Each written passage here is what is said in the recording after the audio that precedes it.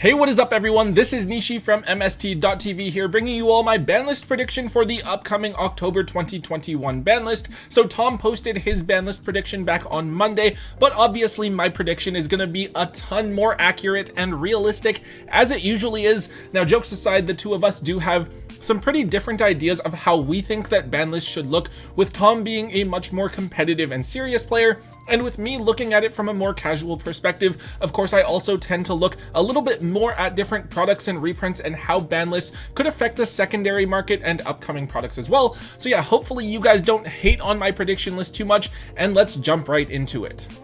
Alright, so starting things off, we have our ban section, and we have just two cards being newly banned on this prediction list. The first card being Imperial Order. Imperial Order has been legal here in the TCG since March of 2017, but I feel like the card has been pretty ridiculous over the last couple of formats, with fusion decks in the format running around like Prank Kids, Shaddolls, and the Despia. Imperial Order is basically an automatic win condition against those strategies, since it not only prevents them from fusion summoning, it also negates cards like Harpy's Feather Duster and Lightning Storm.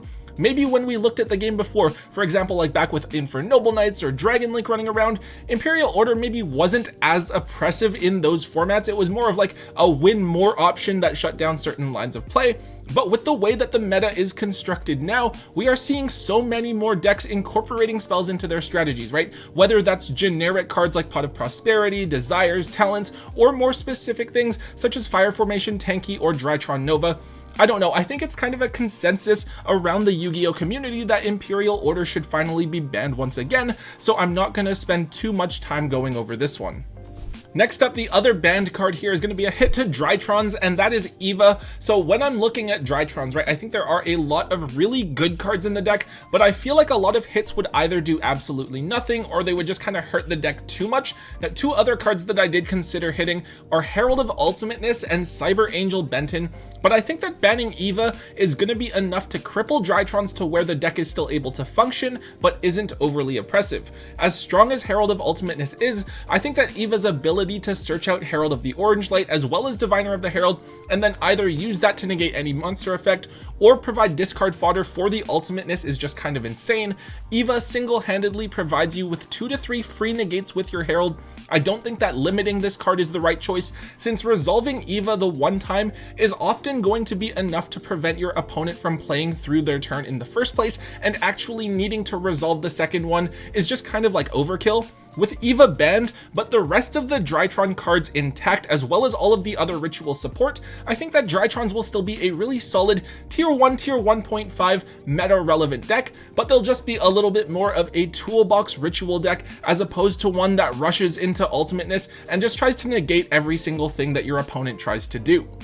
Okay, so that's it for the ban section. We are now on to the limited cards, and to start off, I have Prank Kids Meow Meow Mew going to 1. Personally, I think that Prank Kids are the weirdest deck to look at trying to hit, since it's obviously a very combo-oriented deck. At first, I thought of limiting Prank Kids' place to reduce the deck's consistency, and also to make it a bit harder for the deck to consistently chain block the effects of their main deck Prank Kids monsters. However, I think that the thing that makes Prank Kids really broken is Meow Meow Mew, with the ability to turn any one Prank Kids monster into multiple pieces on the field. Remember, the Prank Kids deck before Meow Meow was really good. It did see the occasional top here or there, but the deck only really started to see some consistent competitive success after the release of Meow Meow. Having access to multiple copies of this card means that every single turn you can turn any Prank Kid monster into multiple bodies by proccing their effects, making it absurdly easy to combo off. But if this card is at 1, it forces Prank Kids players to evaluate their opening hands a little bit more critically. If you open with multiple Prank Kids monsters and a fusion spell, do you still burn your copy of Meow Meow Mew on that opening turn to build your board with, or do you save it for later on when you don't have access to as many resources? So yeah, I also don't think that Prank Kids are an old enough deck to where Konami doesn't want to hit them. I think there will be some sort of hit to Prank Kids because they don't really have anything to gain from the deck's existence in the format anymore. They aren't going to be using Prank Kids to push too many more additional products. Limiting Meow Meow Mew would be the hit that hurts the deck just enough while still allowing it to mostly maintain its unique playstyle. Alright, so the next card we're looking at here is Brigade Revolt, which is kind of an insane card if you think about it. Functionally, it's like a searchable copy of Soul Charge that allows you to link summon during your opponent's turn, which also triggers the effect of your Brigade monsters and reloads your graveyard for the materials to be banished once again at a later turn. Revolt being searchable is insane because it means that the grind game of Brigades is just so ridiculous, as you can basically keep on recycling fodder again and again while wasting away at your opponent's resources. Now on the flip side of this, I don't think Konami will want to nuke the Brigade deck. A lot of the cards are about to be reprinted in the 2021 Megatins, so they will still want to keep the deck alive and functioning and playable over the next few months before potentially hitting it on the upcoming ban list whenever that is. But as far as tier 1 decks go, Brigade actually feels like one of the more manageable tier 1 decks that we've seen in quite some time, so I don't expect to see any really drastic hits. Basically, limiting Revolt hurts the grind game of Brigades quite a bit, still giving them access to a really big power play, but not allowing them to try to pull it off every single turn. So yeah, I think that when I look at Brigades, they're definitely a deck that needs to be hit in some shape or form. They are absolutely one of the strongest decks in the game right now, and if we're going to hit other things, we also need to hit Brigades to bring all of their power levels down to an approximately equal amount. Next, I have one more hit here. I have Shaddoll Winda going to 1, so for me, I am okay with one Winda being in the game. It's still a really oppressive and annoying card, but I think we could say the same thing about cards like Herald of Ultimateness or RedEyes Dark Dragoon, and of course people play outs to these cards, right? There's Kaijus, there's Impermanence, there's different ways to deal with different problem cards that are in the game, where even though it's annoying, if you run the right text, you can still get through those big bad annoying cards and be able to play the game after. I think that the problem with Winda is because of Shaddoll Schism. Even if I have Imperm to negate the Winda, right, I can Schism and then make another, and that's really annoying, especially because you can make Winda during your opponent's turn before they have a chance to play their combo or anything like that. Like, at least with Dragoon or Ultimateness, right? If I out it, I have a chance to do something and build a board before my opponent can throw out another copy of that Floodgate type monster. Also, the fact that you always have access to Winda with the Dogmatica cards by dumping that copy of App Cologne where you don't need to run any main deck Shaddoll monsters at all means that the package can be a bit too splashable and generic. All in all, I think I'm okay with dealing with one copy of Winda, but dealing with multiple Windas in the same turn where I have to have multiple outs and then I don't have any resources left to combo with after isn't okay, so I have Winda going to 1. I did also consider hitting Shaddoll Schism, but with Schism being reprinted in the 2021 Megatins, it doesn't really feel like that's the card that Konami is going to be going after on this particular list. Alright guys, so we have 2 cards coming off the ban list on this prediction, going from banned to limited status now. I want to preface this by saying that the hits we've seen so far are like the only ones I think are going to happen. I don't think we're going to see some huge crazy ban list, especially with all the reprint sets and stuff coming out. I think we are going to get Flunderies and B-Troopers and Sword Soul stuff in Burst of Destiny, and then on the list after that, we will see a ton of older decks get hit in order to make way for the new strategies. Anyways, the first card I have here going from 0 to 1 is Orc Harp Horror. Honestly, I think that Harp isn't that scary of a card and could probably come back into the game with minimal consequences. It's kind of weird to look back at the game from just a couple of years ago and think about how important and pivotal Harp Horror was for the Orcus strategy, but there are several things you have to keep in mind. Orcus plays a lot of bricks, so the consistency is probably still going to be pretty bad, especially compared to the other decks we have running around in the format now.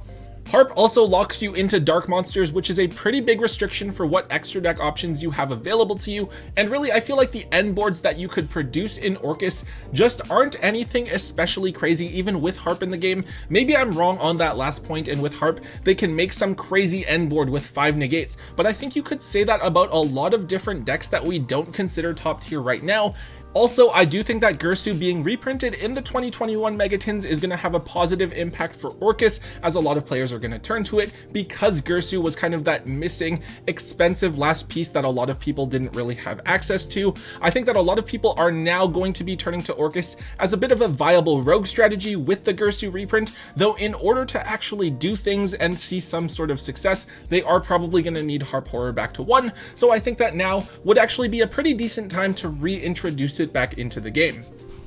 Alright guys, the final limited card that I have on the ban list here is one that a lot of people feel really strongly about, and that is Thunder Dragon Colossus finally coming back to 1. So let me premise this by saying that I think Colossus is still a crazy good card. It's basically a Link 1 2600 attack point monster with a built-in mistake.